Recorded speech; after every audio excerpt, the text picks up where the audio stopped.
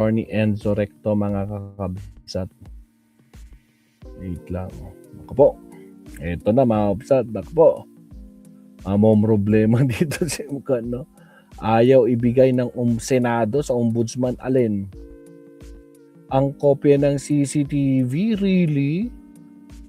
Bakit? May tinatago ba? Bakit ayaw ibigay? Kaya naman, kung walang tinatago, bakit ayaw ibigay? Pakinggan natin si Attorney Enzo Recto dito, mabsat. Attorney, pasok. Wala nang maraming paligoy-ligoy pa. Diretso sa punto na. Maiksi lang ang komentaryo, pero diretso sa punto. Maraming kuro-kuro, may tiwali, may totoo. Dito, sa puntong diretso tayo. Punto diretso. Ang gusto ng ombudsman, makakuha ng kopya ng CCTV footage. Sinugpi na. Kaya lang, ayaw. Tumanggi ang Senado na tanggapin ang subpina para sa kopya ng CCTV footage ayon kay Ombudsman Jesus Crispin Remulla. Ayan kita nyo na. Kung wala kang tinatago, bakit ayaw mo? Bakit ayaw mong mag-cooperate sa Ombudsman? Doon pa lang Ombudsman say Senate refused to accept subpoena for CCTV footage of shooting. Ito na naman si Cayetano. Talagang gusto niya ng gulo Gusto niya lahat. Ito yung problema kasi mga kabunyog sa mga DDS. Mula kay Digong hanggang kay Sara, hanggang kay Cayetano, sila ang nangingibabaw sa kanila impunity. Yung parang sa kanila walang pananagutan. Walang pananagutan. Dito kahit sa ombudsman ayaw nilang mag-cooperate. Nagpadala ng subpina ang ombudsman sa Senado. Hinihingi yung kopya ng CCTV. Ayaw ibigay. Kita nyo? Bakit ayaw ibigay? Kung wala kayong tinatago, bakit ayaw nyong ibigay? Doon pa lang napakaano na Yan ang problema dito kay Alan Peter Cayetano bilang Senate President. Hindi siya marunong magrespeto sa ombudsman. Kung wala naman silang tinatago, kasi sabi ni Cayetano, hindi ba kayo naniniwala sa amin? Hindi kami nagsisinungaling. The Senate was under attack. Diba? Yun yung niya. Galit siya sa media kasi hindi daw pinapaniwalaan yung kwento nila that the Senate was under attack. Kwento nila sa pagong. May mga padabog-dabog pa siya. Kaya lang, simple lang naman yun. Kung totoo yung sinasabi nyo, mag-cooperate kayo sa investigasyon. O bakit dito sa Senado ay sa Ombudsman, ayaw nilang mag-cooperate? O tinanggihan umano ng Senado ang subpina ng Office of the Ombudsman kaugnay ng shooting incident noong Miyerkules. Ang programa sa radyo kahapon, sinabi ni Ombudsman Jesus Crispin Remulla na ayaw tanggapin na mga opisyal ng Senado ang mga dokumento ng kanilang process server. Kabilang po ang subpina para makuha ang mga CCTV footage at records ng nangyaring putukan. Ang inilabas na 6 na buwang preventive suspension order kay Acting Senate Sergeant at Arms Mau Aplaska.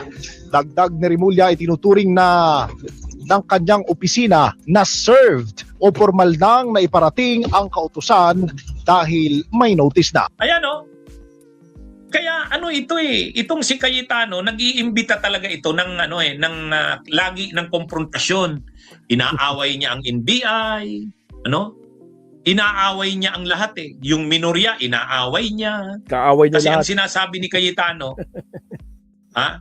hindi daw kasi naniniwala ang media, ang minorya, ang sambayan ng Pilipino, ang lahat hindi daw naniniwala sa sinasabi nila na sila ay pinagtangkaan.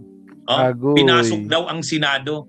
Okay, madali namang paniwalaan yan kung magpapakita kayo ng ebidensya. Bakit ayaw niyong mag-cooperate? Di ba? Ombudsman yan Ombudsman.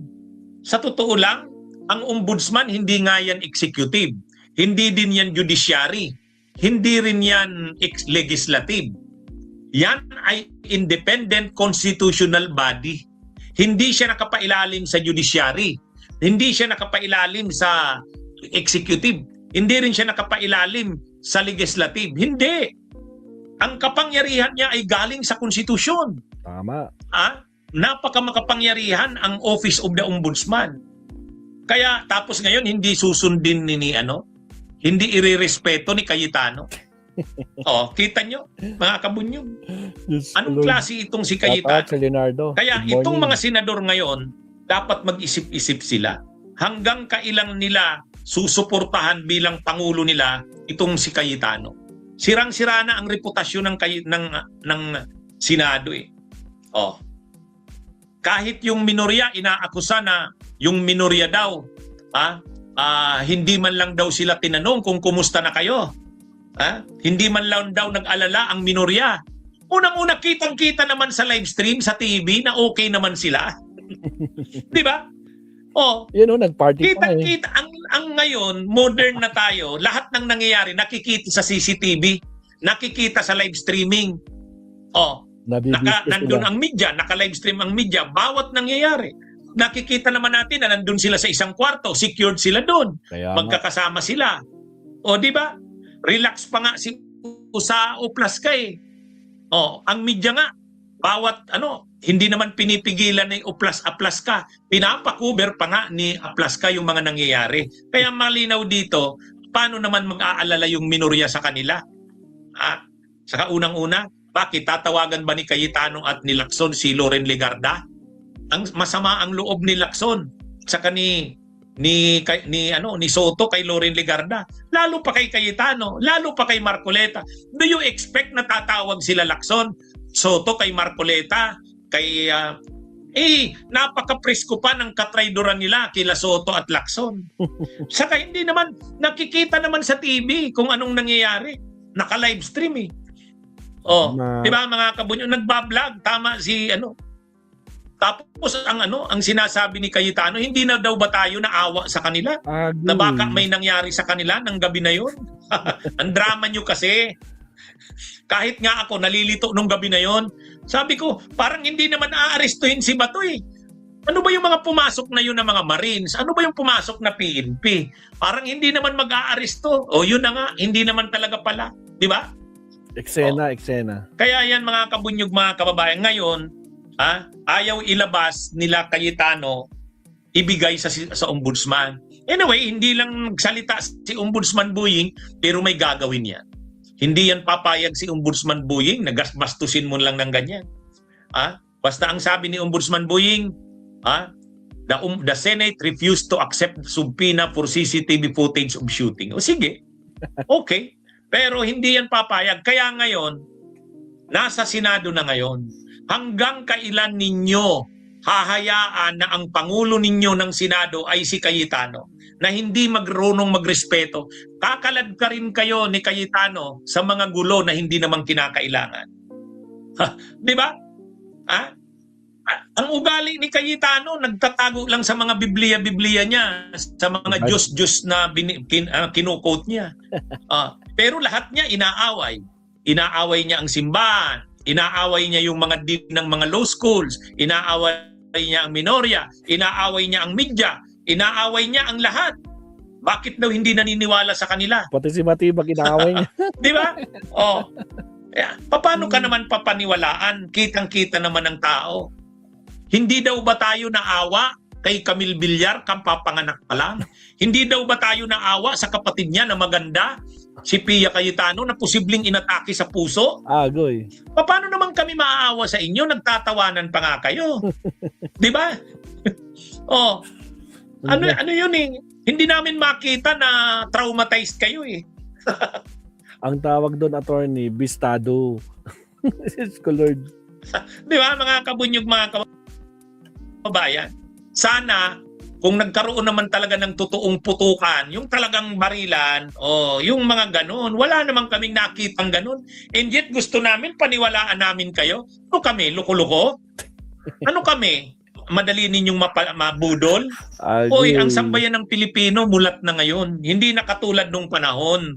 Nung panahon, ang social media, ang naratibo, kung anong sabihin nyo, yun ang nangingibabaw. Hindi na ngayon. Hindi na. Kaya ano ito, mga kabunyog, mga kababayan? sana ang mga senador ay mamulat na. May panawagan ngayon, anybody but Alan Peter Cayetano. Tama yun. Kahit na sino. Wag lang Huwag si lang si Alan. Cayetano. Kahit na si Win Gatchalian, kahit na si Subiri, pwede na yan.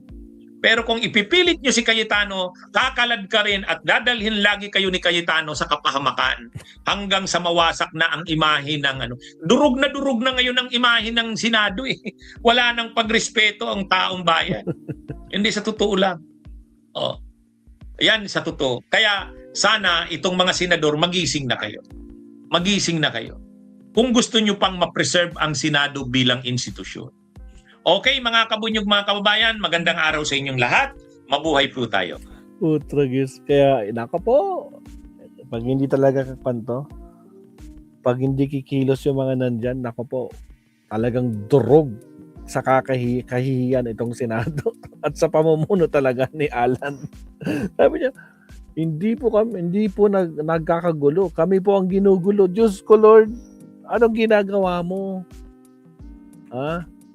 Unang-una kasi, alam mong puganti yung isa dyan. Diyos ko, Lord, kaya di ba si Leonardo? Putragis talaga itong si Cayetano, no? Siya. Next topic tayo. Naka ng kamote, oo. Next topic po tayo. Countdown muna tayo. Here we go.